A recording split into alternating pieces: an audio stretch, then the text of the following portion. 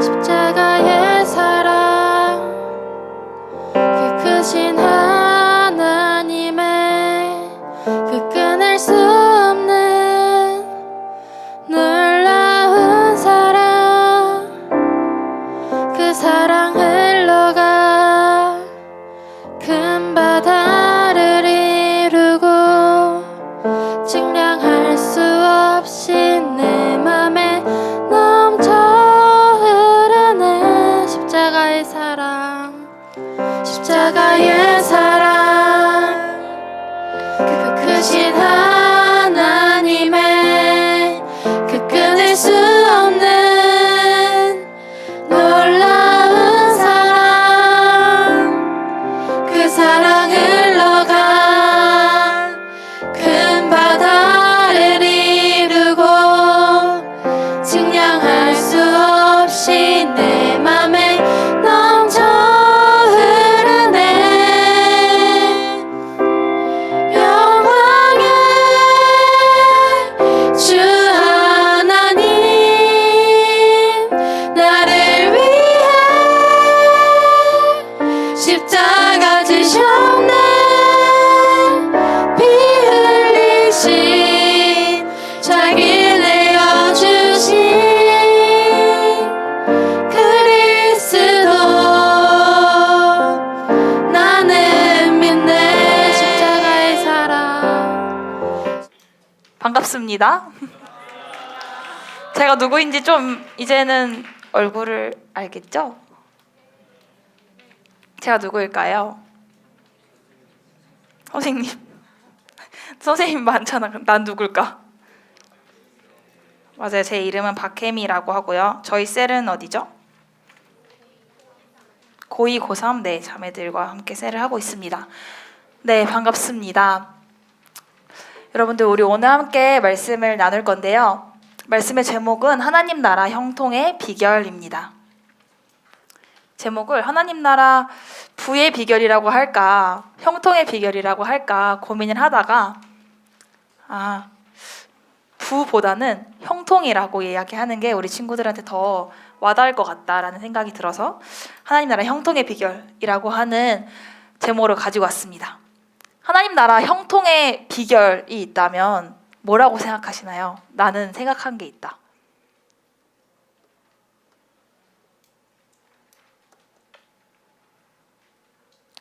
아무도 없니? 형통이 뭘까 그러면?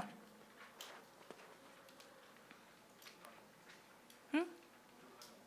부족함이 없는 거. 맞아요. 그럼 하나님 나라 형통의 비결, 원리, 내가 아는 게 있다 하시는 분 없나요? 그래서 우리 오늘 말씀을 나누도록 하겠습니다. 네, 하나님의 나라 형통의 비결, 우리 오늘 한 3가지 정도로 나눌 건데요. 첫 번째가 뭐죠? 같이 읽어볼까요? 시작! 나의 공급자는 하나님이십니다. 네, 하나님 나라 형통의 비결이자 가장 기초가 되는 부분이죠. 첫 번째, 나의 공급자는 하나님이십니다. 여러분, 이 말이 와 닿나요? 나의 공급자가 하나님이다라는 말은 무슨 의미지? 유나야, 무슨 의미라고 생각해?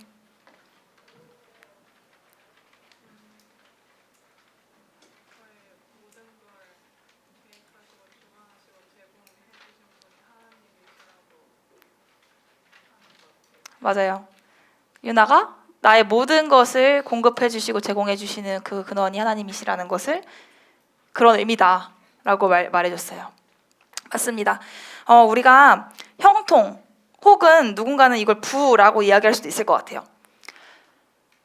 재정이라고도 말할 수도 있겠죠. 근데 우리가 이걸 이 형통, 재정, 부를 다룰 때 가장 1번이 되는 부분이 있습니다. 그게 무엇이냐? 하나님, 나의 공급자는 하나님이십니다 라는 것을 인식하는 겁니다. 창세기 말씀 제가 읽을게요. 아브람이 그돌라오멜과 그와 동맹한 왕들을 처부수고 돌아올 때 소돔 왕이 왕의 골짜기라고도 하는 사회 골짜기에 나와 그를 영접하였다. 그리고 살렘 왕이자 가장 높으신 하나님의 제사장이었던 멜기세덱은 빵과 포도주를 가지고 나와서 아브라함을 축복하며 우주를 창조하신 가장 높으신 하나님이 아브라함을 축복하시기 원하며 그대에게 승리를 주신 가장 높으신 하나님이 찬양받으시기를 원하노라고 하였다. 그리고 아브라함은 자기가 되찾아온 모든 전리품의 10분의 1을 멜기세덱에게 주었다. 네, 창세기에서 이야기하고 있습니다. 우리가 주목하고자 하는 표현은 우주를 창조하신 가장 높으신 하나님이 아브라함을 축복하기 원하며 그리고 그대에게 승리를 주신, 승리를 누가 주셨대요? 누가 주셨대요? 하나님께서 주셨대요. 그대에게 승리를 주신 가장 높으신 하나님이 찬양받으시기를 원한다. 네. 누가 보면 내가 승리한 것처럼 보일 수도 있어요. 근데 명확하게 얘기하고 있죠. 그대에게 승리를 주셨다고. 누가? 하나님이. 이 고백이, 이 말이 하나님이 내 공급자이십니다 라고 인지하는 사람의 말이죠. 하나님이 나에게 승리를 주셨습니다. 하나님이 나에게 형통을 주셨습니다. 하나님이 나에게 재정을 주셨습니다. 그 고백이 나의 공급자가 하나님이시라는 것을 인지하고 이야기하는 고백입니다. 한번 같이 보겠고, 네. 시편에서도 이야기하고 있습니다. 주님을 믿는 성도들아, 그를 경외하여라. 그를 경외하는 사람에게는 아무런 부족함이 없을 것이다. 젊은 사자들은 먹이를 잃고 굶주릴 수 있으나 주님을 찾는 사람은 복이 있어 아무런 부족함이 없을 것이다. 네. 주님을 찾는 사람은 복이 있고 아무런 부족함이 없다고 이야기하고 있죠. 그리고 그 아래도 너희는 너희 하나님 나만을 섬겨야 한다. 네. 그래서 우리가 이 말씀들을 통해서 알 수 있습니다. 나를 이 땅에 보내셨고 나를 입히시고 먹이시고 내 삶의 방향을 결정하시고 또 다음을 제안하시는 분은 하나님이십니다. 그래서 저는 부자가 되고 싶어요. 저는 돈을 많이 나는 별로 안 벌고 싶다 하는 사람이 있어요.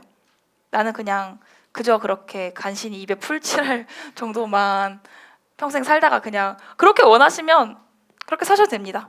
그러나 지금 저는 부자가 되고 싶은데요. 저는 많이 벌고 넉넉히 벌고 내가 쓸 거 넘어서 남한테 줄 수 있는 정도까지 가고 싶다라고 보통은 다 생각하잖아요. 그쵸? 근데 우리가 그 마음을 품을 때 1번으로 가장 인식해야 될 것은 나의 공급자가 하나님이시라는 것을 인정하는 겁니다. 그 재정에 도달하고 그 형통에 도달하는 과정에 있어서 그것을 나에게 주시는 분이 누구냐? 여러분들이 지금 용돈을 받나요? 어떻게 살아가? 그러면 너희 지금 어디서 돈을 받니? 근데 만약에 그런 게 있지. 만약에 학교에서 준비물을 사오래. 그러면 어떤 재정으로 쓰죠? 부모님이 돈을 주세요. 누군가는 부모님이 돈을 주실 수도 있고 누군가 또 알바를 할 수도 있고 그쵸? 근데 우리가 여기서 봐야 될 것은 부모님이 나한테 돈을 주신다 그래서 부모님이 나의 공급자가 아니라는 거예요. 내가 알바를 해서 알바 사장님이 나한테 돈을 준다 그래서 사장님이 나의 공급자이신 게 아니라고요. 사장님 혹은 부모님 뭐 또 여러 채널이 뭐 친척들한테 용돈을 받을 수도 있고 그건 채널이고 그 채널을 여시는 분은 하나님이시고 그 공급의 근원이 하나님이시라는 것을 우리는 1번으로 가장 먼저 이것을 인정하고 알아야 됩니다. 여러분들이 아직은 뭐 청소년 모르겠어요. 요즘 청소년들 근데 알바 많이 하더라고. 알바 많이 하던데 뭐 청소년만 조금 지나면 대학을 가겠죠. 대학을 가서 대학 가면 다들 알바를 웬만해서는 하니까요. 그리고 그 다음에 취업을 하겠죠. 지금은 이 말을 인지하는 게 뭐 당연한 거 아니야? 이럴 수 있어요. 근데 여러분들한테 정말로 하나님이 나의 공급자다라고 선택의 기로가 분명히 오게 될 거예요.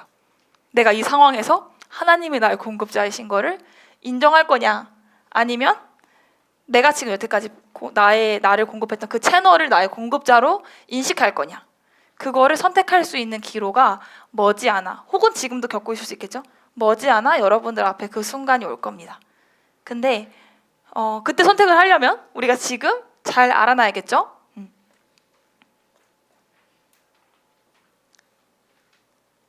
네, 그래서 우리를 공급하시는 하나님께서는 하나님의 원리대로 우리에게 공급하십니다. 근데 그 하나님의 원리가 뭘까요? 하나님 나라의 원리가 뭘까요?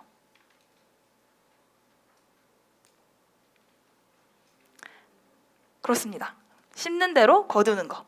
우리 아래에 마가복음 말씀에서 이야기하고 있죠. 또 이르시되 하나님의 나라는 사람이 씨를 땅에 뿌린 것 같으니 그가 밤낮 자고 깨고 하는 중에 씨가 나서 자라되 어떻게 그리 되는지를 알지 못한다. 그런데 여기서 이야기하고 있죠. 사람이 씨를 땅에 뿌린 것 같이 기능한다. 하나님 나라의 원리는 뿌린 대로 거두는 원리로 기능합니다. 그러나 하나 더 팁이 있죠. 밤낮 자고 깨고 하는 중에 씨가 나서 자라는데 어떻게 그리 되는지는 모른다. 어떻게 그리 되는지 우리가 모르지만 심었다면 거두는 것이 있는 것이 하나님 나라의 원리입니다. 그 위에 갈라디아서 말씀 같이 읽어볼까요? 시작.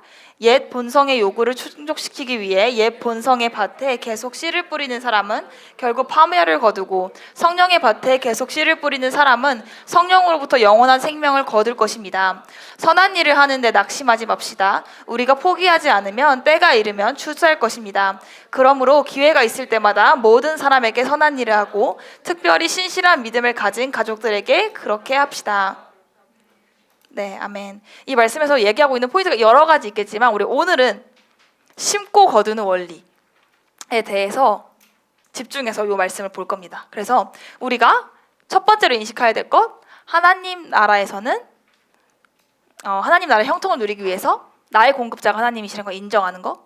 그런데 그 하나님은 어떤 원리를 좋아하신다? 심고 거두는 원리를 좋아하신다. 그게 그분의 원리다. 그래서 세상에서도 그리스도인이 아닌데 돈을 잘 벌고 잘 사는 사람들이 있잖아요. 그들은 왜 그럴까?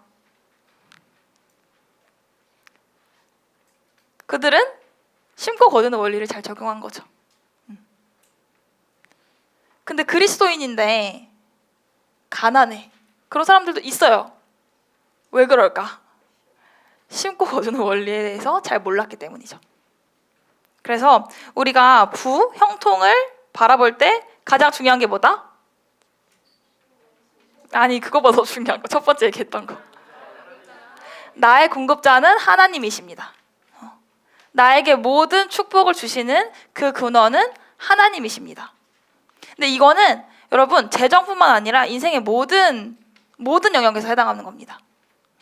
나의 재정, 또 뭐 대학을 가는 거, 다음 학교 진학하는 거, 또 뭐가 있을까요? 내가 친구를 사귀는 거, 그 모든 공급자는 하나님이시라는 것을 여러분이 인정할 때, 그것을 인정한다는 표현을 쓰는 거죠. 그것을 내가 그냥 그렇습니다, 주님, 맞습니다, 나의 공급자가 하나님이십니다 라고 받아들일 때 여러분들이 그전에는 누릴 수 없었던 다른 체계, 다른 차원의 삶으로 들어가실 수 있을 겁니다. 네, 그래서 이게 너무 중요하기 때문에 우리가 1번으로 같이 다뤘고요. 그 다음 번, 2번의 원리가 있습니다. 우리 오늘 3번까지 다룰 건데요. 잘 따라오셔야 돼요. 첫 번째가 뭐라고?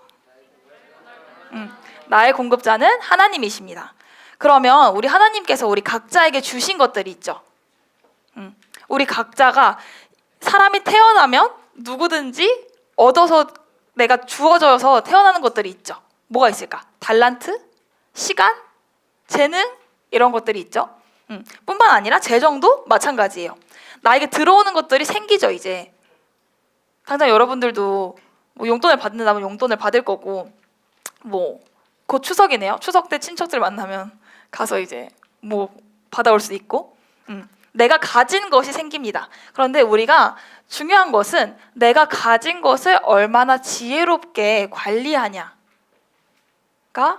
너무 중요합니다. 왜 말씀에서 달란트 비유로도 이야기하잖아요.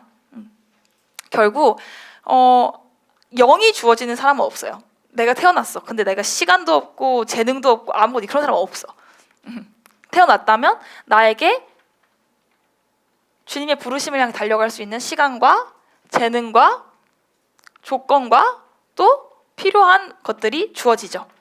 그런데 그것을 어떻게 관리하냐가 중요한 거예요. 결국은 내가 가진 것을 지혜롭게 관리해야 됩니다. 그래서 우리가 관리하는 뭐 여러 가지 방법들이 있겠지만 5가지 부의 비결이라고 하는 책에서 이야기하는 좋은 재정 관리법이 있는 것 같아서 제가 가지고 왔습니다. 그 책을 읽다 보면 4%의 사람과 96%의 사람을 나눠서 보는데요. 4% 사람은 재정을 주인으로, 내가 주인 삼아서, 그러니까 내가 주인이고 재정이 나의 노예로, 좋은 나의 도구로 살아가는 사람들입니다. 그런데 96%의 사람은 그렇지 않다는 거야. 재정에 끌려가. 돈이 없어서 난 이걸 못해 라는 생각을 한다는 거죠. 근데 그 두 부류의 차이가 무엇인지에 대해서 이야기하고 있습니다. 그래서 96%의 사람들은 번 돈에 집중하는 반면 4% 사람은 번 돈을 어떻게 쓰는가에 집중합니다. 돈을 많이 벌고 적게 벌고 중요한 게 아니라 집중하는 게 다르다는 거예요. 똑같이 1,000원을 벌어도 96% 사람은 내가 1,000원 벌었구나. 왜 내가 1,000원밖에 못 벌었지? 라고 생각한다면 4% 사람은 내가 1,000원을 벌었네? 이 1,000원을 어떻게 지혜롭게 사용하면 되지? 라고 생각한다는 거죠. 그래서 너무 중요한 말을 하고 있기를 제가 가져왔어요. 사람이 부자인지 가난한지는 지금 당장 그 사람이 무엇을 얼마를 가졌는지에 달린 게 아니라 거기에 달린 게 아니라 그 사람이 어떻게 생각하고 행동하는지에 달렸다. 사람이 부자인지 가난한지를 가르는 것은 그 사람이 진짜 가진 게 얼마냐가 중요한 것이 아니라 그 사람이 어떤 마음을 품고 무엇을 보고 있는지가 중요하다는 거죠. 그러면서 그런 예화가 나와요. 들어보세요. 여러분도 이 사람이 부자인지 가난한지 잘 생각해 봐봐요. 어떤 사람이 베트남에서 미국으로 사업을 하려고 넘어온 거예요. 근데 이 사람이 돈이 없었어. 그래서 지금 너무 궁상맞고 힘든 생활을 해요. 근데 그 사람에게 꿈이 있대요. 내가 사업을 하는 꿈을 가진 거죠. 그래서 사업을 하려면 일단 기본적으로 사업 자금이 필요하잖아요. 빵원으로 시작할 수는 없잖아요. 그래서 조금이라도 모아서 한 5천만 원 정도 모아서 내가 사업을 해야겠다라고 생각한 거죠. 그래서 5천만 원을 모을 동안 그 사람 뭐 월급이 한 뭐 250만 원 정도다 하면 그 안에서 모으고 아껴 쓰고 그래서 어느 날 뭐 5천만 원을 모았대요. 그럼 5천만 원 모으는 그 과정까지 가는데 그 사람은 못 쓰고 조금 가난하게 살고 했겠죠. 그런데 그 사람이 5천만 원을 결국 모았어. 그리고 그 사업을 시작했어요. 그럼 이 사람은 가난한 사람일까요? 부자인 사람일까요?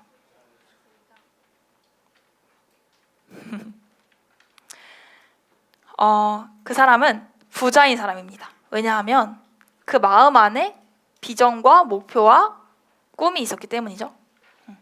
그래서 우리가 이 차이를 알아야 되는 거예요. 결국 부자인 사람과 가난한 사람을 가르는 것은 지금 누가 돈을 더 많이 갖고 있냐가 아니라 무엇을 보고 있고 가진 것을 어떻게 운영하고 있고 가진 것을 어떻게 운영해서 내가 어떻게 살 건지에 달려 있다는 거죠. 그래서 우리가 가진 것을 관리하는 좋은 방법을 가지고 왔어요. 왜 안 넘어가니? 됐습니다. 96% 사람과 4%의 사람을 나눠서 봤더니 96% 사람은 일단 돈이 들어오면 얘를 하나 항아리에 담았대요. 100%를 1,000원을 받으면 내 1,000원이 생겼네? 내 1,000원으로 뭐 할 수 있지? 나 이것도 사고 저것도 사고 저것도 사서 1,000원 끝. 이렇게 생각한다는 거예요. 근데 4%의 사람은 그게 아니더래요. 돈을 5가지 항아리로 구분을 해서 나누고 있다라고 하더라고요. 그래서 우리 5가지. 1번 뭐죠? 11조. 그래서 곡식이든 과일이든 농산물의 10분의 1은 나 여호와의 것이다 라고 말씀에서 이야기하고 있죠. 그래서 1번은 11조입니다. 11조. 몇 퍼센트죠? 10%. 내가 가진 것의 10%를 11조 항아리에 넣는 거예요. 근데 여러분 11조에 대해서 여러 가지 분분한 의견들이 있다는 것을 알고 있어요. 왜 11조를 꼭 해야 되죠? 왜 내가 헌금을 해야 되죠? 라고 질문할 수 있죠. 그런데 여기에는 숨겨진 아주 중요한 그리고 너무너무 우리가 꼭 알아야 하는 원리가 있어요. 11조를 왜 해야 될까?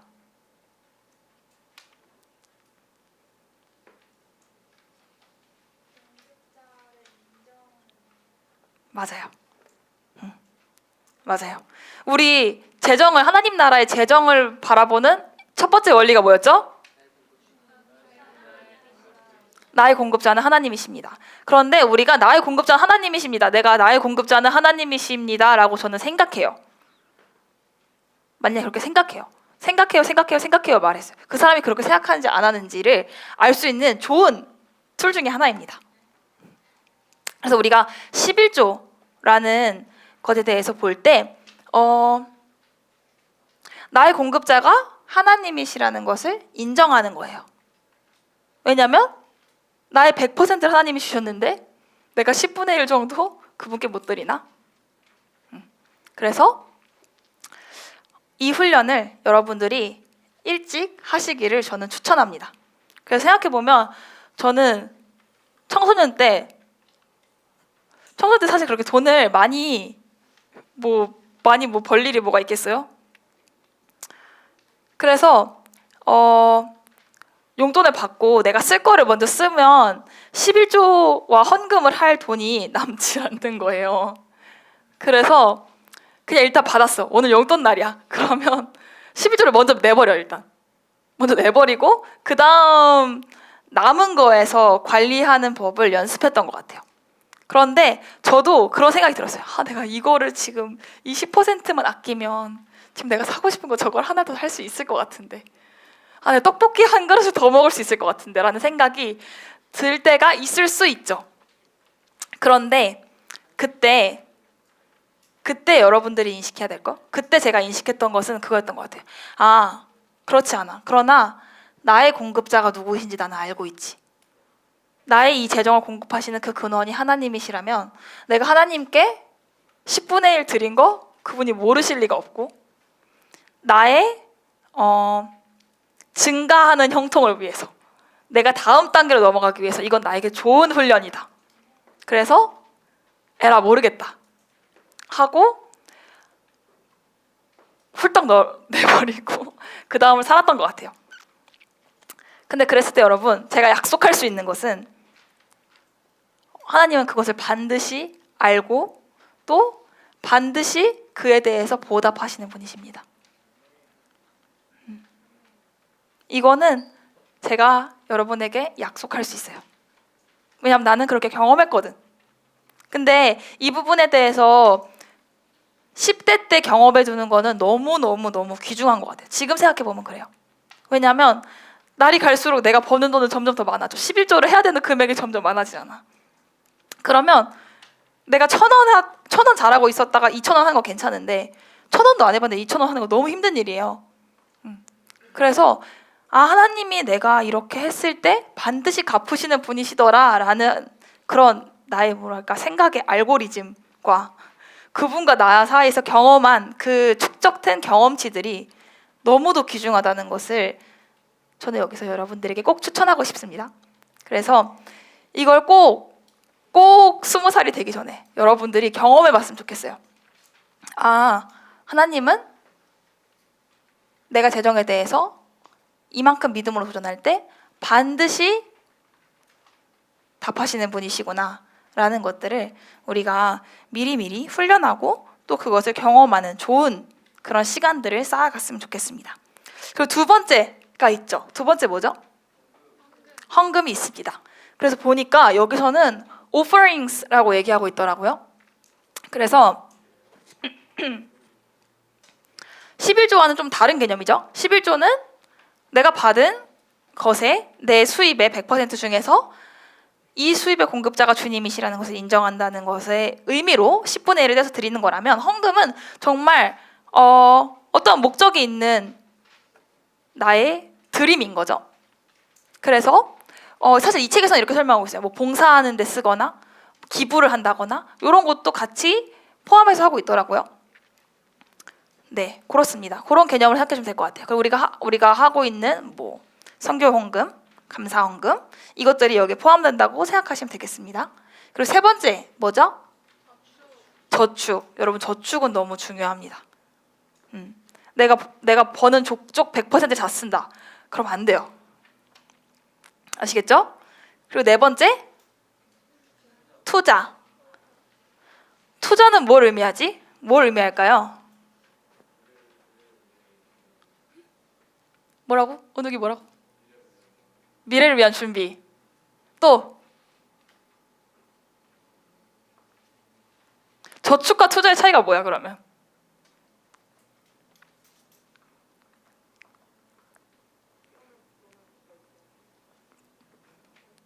맞아요. 투자는 불어나는 거죠. 투자는 내가 100원을 줬을 때 110원은 되는 거야. 그것을 우린 투자라고 부릅니다. 그래서 네 번째 항아리가 투자예요. 저축은 달라. 저축은 모아두는 거지. 투자는 얘를 불리기 위한 거예요. 내가 투자를 했어. 그럼 얘가 늘어나야 되는 거죠. 그리고 마지막이 뭐죠? 쓰는 돈. 여러분, 무려 막 5번이 쓰는 돈이에요. 5번이. 5번까지 여러분이 5번까지 도달하기 위해서 1번부터 4번까지 가야 되는 거예요. 지금 마지막 원리가 남았죠. 같이 읽어볼까요? 시작. 재물의 주인으로 넘치는 삶을 살아갑니다. 네, 우리 마지막 원리입니다. 자, 첫 번째가 뭐였죠? 나의 공급자는 하나님이십니다. 두 번째, 내가 가진 것을 지혜롭게 관리합니다. 우리 두 번째가 항아리가 그냥 항아리만 기억하면 안 돼요. 그걸 관리하는 능력에 대해서 우리가 배운 거예요.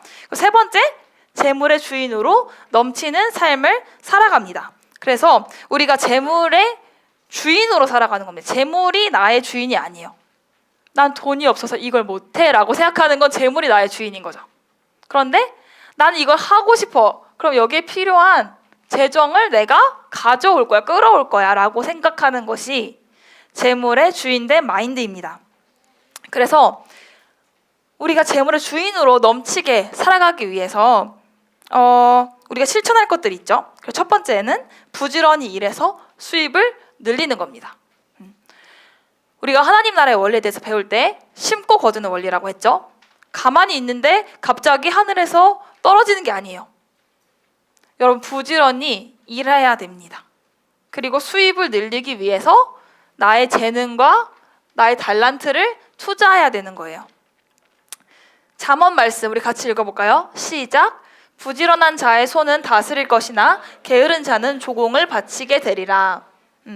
두 번째, 시작. 네가 자기의 일에 능숙한 사람을 보았느냐? 이러한 사람은 왕 앞에 설 것이요. 네, 그렇습니다. 부지런한 자의 손이 다스릴 거라고 하고 있고, 자기 일에 능숙한 사람이 왕 앞에 선다고 이야기하고 있죠.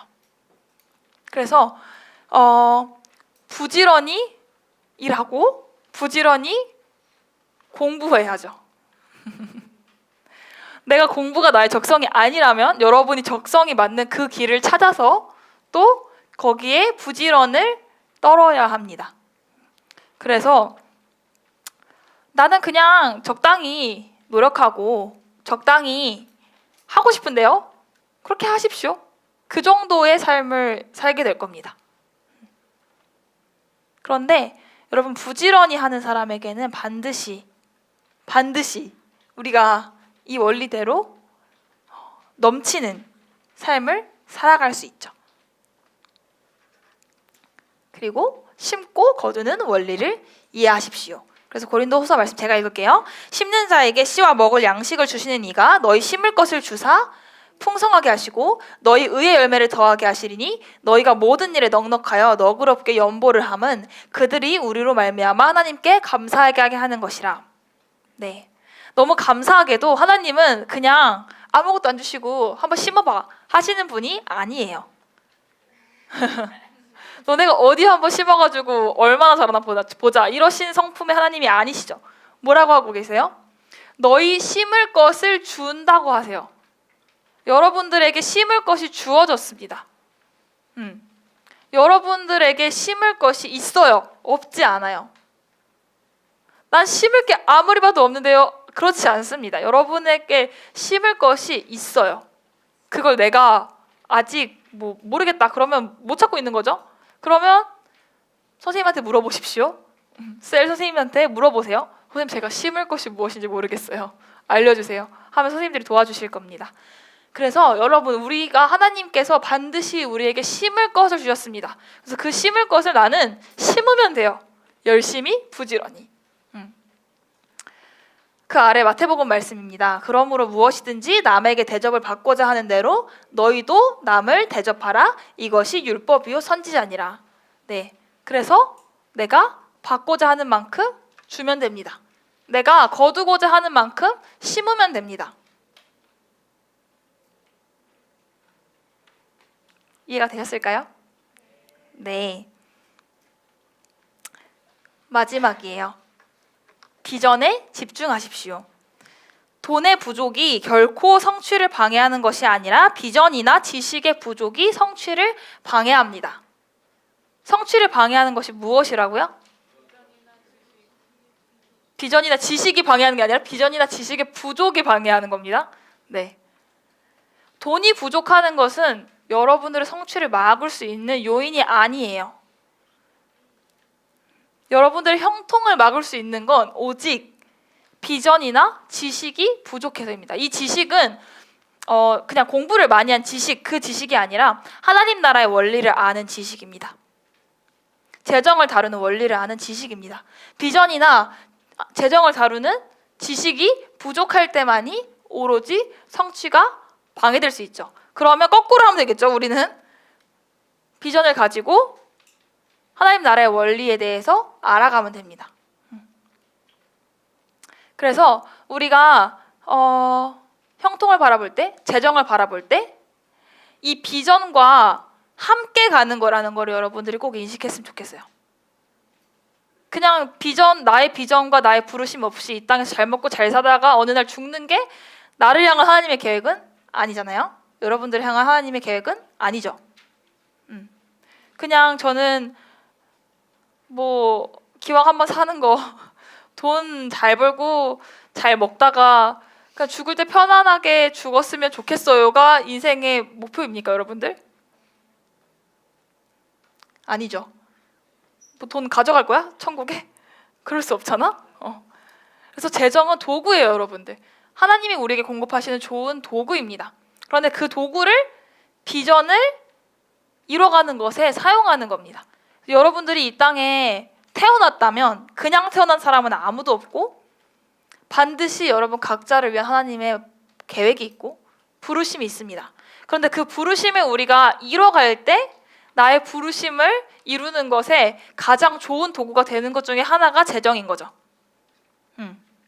그래서 이 포인트를 여러분들이 잊지 않았으면 좋겠습니다. 내가 재정을 많이 얻기 위해서 부르심을 이뤄가는 게 아니라 나의 부르심을 이뤄가는 과정에서 나의 필요가 채워지고 나의 재정이 채워지고 내가 부족하지 않게 살아갈 수 있는 삶을 사는 거죠. 그래서 여러분들의 비전이 무엇인지에 대해서 집중하는 게 너무 필요해요. 지금 나의 부르심이 무엇인지, 나의 비전이 무엇인지. 여기서 말하는 비전과 부르심은 나의 꿈의 미래 직장이 아니에요. 저는 뭐가 있을까? 저는 의사가 되고 싶어요. 이런 거는 비전과 부르심이 아니라는 거예요. 그것도 그냥 도구죠. 내가 그냥 나의 비전과 부르심을 이뤄가기 위해서 직업이라는 옷을 입을 수 있는 거죠. 혹은 나의 재정을 열 수 있는 채널을 내가 여는 거죠. 그뿐이죠. 여러분을 위한 비전과 부르심이 있습니다. 그리고 그거는 내 옆 사람도 대신할 수 없고 나만 할 수 있어요. 하나님께서 너희들만 할 수 있는 것을 주셨습니다. 그래서 우리가 그것을 알아가고 거기에 집중하는 거죠. 빌립보서 말씀 우리 마지막으로 같이 읽겠습니다. 시작. 여러분 가운데 선한 일을 시작하신 하나님께서 그리스도 예수님이 다시 오시는 날까지 그 일을 완성하실 것을 나는 확신합니다. 네, 우리 가운데 하나님께서 선한 일들을 시작하셨습니다. 이미 시작하셨죠. 그래서 우리 안에서 하나님께서 소원함을 두신다고 이야기하고 있어요. 그 소원함이 결국 나의 부르심과 비전의 방향이죠. 그래서 그 소원함을 따라서 그 선한 일들을 따라서 우리 갈 때 그리스도가 오시는 그날까지 우리가 하나님이 말씀하시는 우리 각자에게 말씀하시는 그 일을 완성하는 거죠. 그리고 그 일을 완수하는데 재정은 좋은 도구입니다. 내가 누릴 수 있는 좋은 부하 정도? 좋은 나의 조수 정도라고 우리가 생각하면 좋을 것 같아요. 그래서 오늘 3가지 원리에 대해서 다시 한번 첫 번째 뭐라고요? 나의 공급자는 하나님이십니다. 두 번째, 네, 나에게 주어진 것을 지혜롭게 관리합니다. 세 번째, 재물의 주인으로 넘치는 삶을 살아갑니다. 그런데 이 삶의 방향은 어디라고요? 비전과 부르심이다. 할렐루야. 아멘.